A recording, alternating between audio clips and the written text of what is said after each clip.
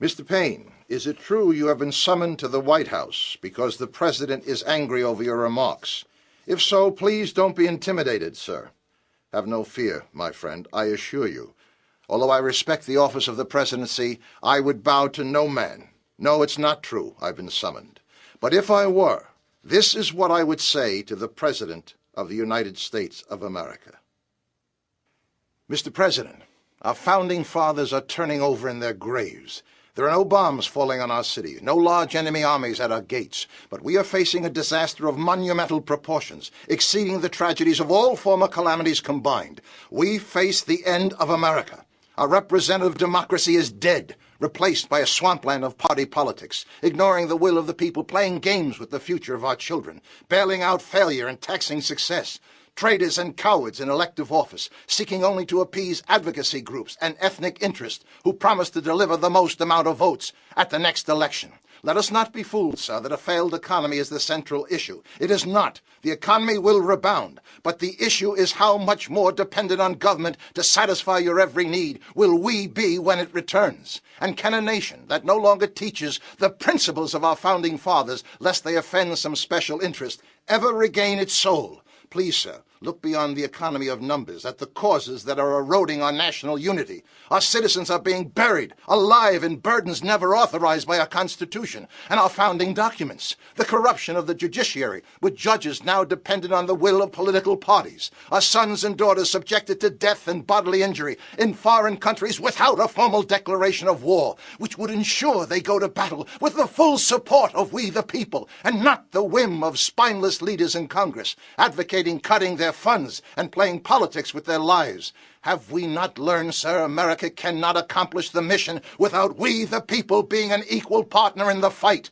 A military asked to win those wars, but condemned for collateral damage, lest we be criticized by countries who either work against democracy's interest or refuse to fight for themselves. The heart and soul of our economy, small businesses, paralyzed by government regulation and control over every aspect of their existence. The average citizen working the first 6 months of the year just to pay taxes that support welfare programs and handouts to foreign nationals never authorized by our Constitution, overburdened by a tax code 7 times larger than the Bible and understood by no one.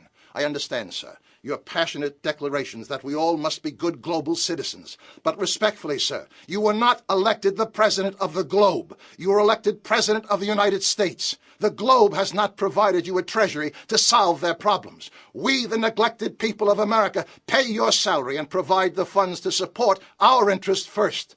If your house is on fire and your wife and children are in danger, would there be any question as to where your immediate allegiance should be? Is it not common sense to put your nose to the American grindstone first? And remember, sir, we're broke. You don't want more complaints. You want solutions. How do we stop this endless slide to the end? I have no idea. I'm not a politician. I represent no party or no idea other than a return to common sense and reason. But I do know, sir, you will become the greatest president in our history if you have the guts to do what few politicians today even dream of. Choose the harder right, turning your back on your political handlers and those who would dismantle our country's history, traditions, and values over the easier wrong of bowing and apologizing for America's mistakes. And stand up and inspire us all with the respect that is obvious. We are Americans, the most generous people in the history of the world, with the DNA of past generations who willingly sacrificed their treasure, their lives, their future to make the world free. We ask for nothing in return, not land, not servitude, not glory. That history needs to bow to no political gain. That history needs no apology, sir. And may you never mislabel gratitude and pride in country as politically incorrect arrogance and extremism. I know, sir, you are very concerned with criticism that America is not a very good global partner. Perhaps, sir, it's time you should remind our critics. Americans were the first people to shed their blood fighting for global freedom. There would be no possibility of globalization if it were not for the contributions of the United States of America.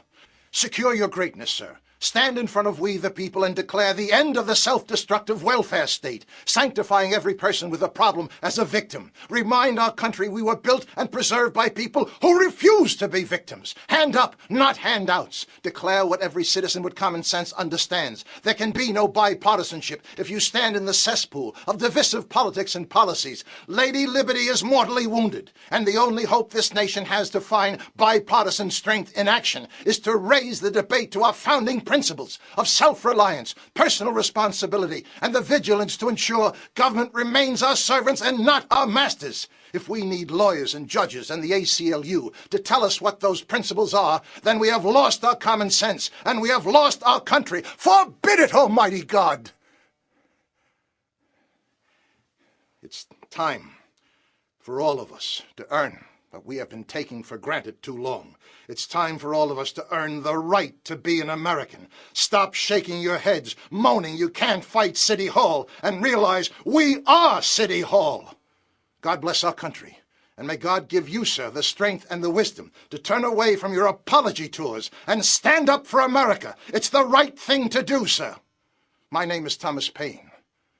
Semper Fi, Mr. President. Semper Fi.